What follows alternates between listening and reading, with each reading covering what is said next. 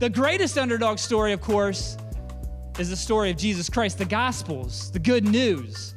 Jesus Christ left his heavenly throne to come down and dwell amongst the most common people. The most common people, right? The thieves, the prostitutes, the sinners, the tax collectors. He didn't come and hang out with the religious folks. He came and hung out with people like you and I.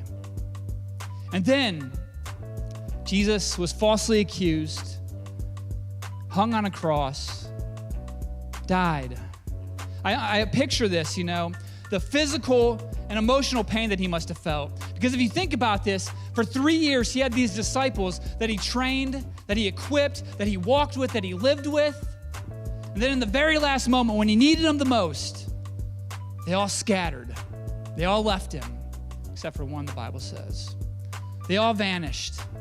And then to be falsely accused and get beaten to what would be about an inch of his life, the pain that must have been on his physical body, the physical torment that must have had.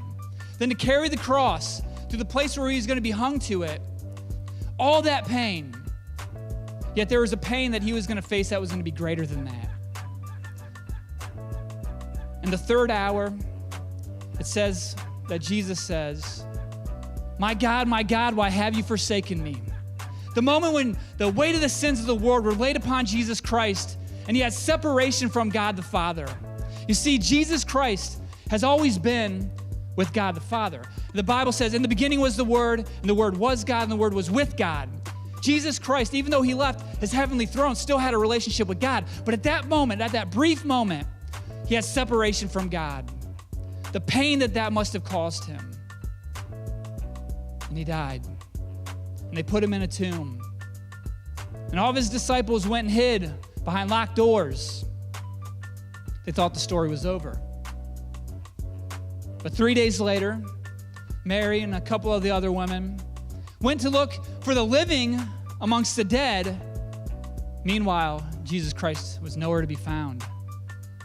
He had victory. He had risen from the dead. Now that is an ultimate comeback story because that's the story of our salvation.